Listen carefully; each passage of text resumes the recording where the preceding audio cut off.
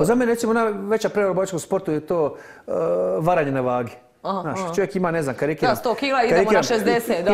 Ja znam puno koji imaju 100 kila pa se bore na 60. On skine, on zadovolji vagu, ali vaga ne bi smjela biti dan prije. Nego prije meča, jasno. Kontrolna vaga, sat vremena, ili pola sata prije izlaska, kontrolna vaga, pola kila je tolerancija. Kako bi se promijenila struktura? A zašto to ljudi rade? Pa sam četao, ovaj odustao, nije mogao ući u meč, nije mogao skinuti kile, pa je kolabirao u... Zašto? Pa bori se u kategoriji iznad svoje kategorije. A ne, a onda će biti, ovaj će biti, znaš, čunke. Pa i ti si čuk, pa i ti imaš toliko kila. A ne, ali svi bi oni htjeli biti višlji, teži, snažniji, moćniji. Zato skidaju sad ko ima bolji metabolizam, ko to na bolji način može skiniti. A čuj, Conora McGregora se spomenula baš. Pa čovjek ima 80 kila. 80 kila čovjek ima u natjecanju. Koliko sad imam, toliko ću se ući boriti, razumiješ? Iako moram malo skinuti kila, budem to ispričao, to je bio šok. Isto me Stipe me sad zafrkava. Čuj, on ima negdje oko 80 kila, bar tako kaže, ja ga nisam vidio, ja ne poznam se čovjekom. Čuj, on skida na 66. Ej, zamisli da ja skinem na 84, da imam tu mogućnost skinuti, da se dehidriram, da skinem na 84 kila. I drugi dan sam ja na 95. Čuj, rehidracija, malo infuzijicu si ubodeš u sobi i to je, sad su infuziju po najnovijem zabranili. Kako izgleda? To mi objasni mi taj proces skidanja kila. Ja ne znam kako oni utvrde ste uzeo infuziju ili nisi. Nemam pojma, ako uzmeš, ne znam, fiziološko otopinu... Znači, ne ideš i uzimaš infuziju, sauna, šta još radiš? A ne znam, ja to ikad sam radio, ne znam, vjerujem, koliko znam, onako bez veze iz literature, mislim da s vodom, puno vode piju.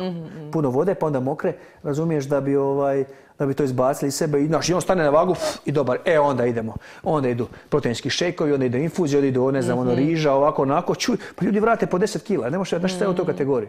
Jebate, koliko se puta godilo da ti gledaš, pitaš se su u istoj kategoriji. On je dan prije zadovoljio vagu. Ima možda bolju mogućnost tjelesnu i metabolizam takav i tjelesnu sposobnost da skine kila i da je brže vrati od tebe. Dečko, stani ti meni prije izlaska u boru, pola sata, ajmo kontrolna vaga. Pola kila je tolerancija jer ćeš biti diskvalificiran. Znaš kako bi se promijenila struktura ljudi po kategorijama? Pa zašto, mislim, čemu skidati kile? Zašto? Boriš se u toj kategoriji. Ja sam uvijek bio jedan od manjih teškaša. Ja sam u Pride stupao, ne znam, 101, 102, 103 kile, razumiješ? Pa kad sam vidio ovoga Rampage Jacksona, sam vidio u Sidneju prije 6 godina. Ja gledam mi se izgleda, naravno, meni je bio i drag lik. Koliko ti imaš kila? Kažem 112. Ako vidim da si ogroman, rekao, šta skidaš u teškom, a ne, kaže, ja ti skidam na 93. Pa zašto skidam na kuću, zašto ljudi skida? Jebote, ja sa 105, imao sam po 100 kila pa neću skinuti na 93. Zašto? Voli se tući. Šta me briga, za mene je borba, nema tu, ja sam naš, ili kaže, ja sam prvak, ali u ovoj kategoriji. Ili jesi stari ili nisi. Ok, nemoj tu si tu mogućnost, naravno. Šta bi trebao sad čovjek, ne znam, od 1,70 m koji ima prirodno 70 kila, pa ne može se on tući s ovima, znaš. Ali onda, znaš, taj pound for pound, ja sam najbolji pound for pound. Odeš u diskoteku i od 20 redara svih 20 te prebije. Ali ja sam najbolji pound for pound, znaš.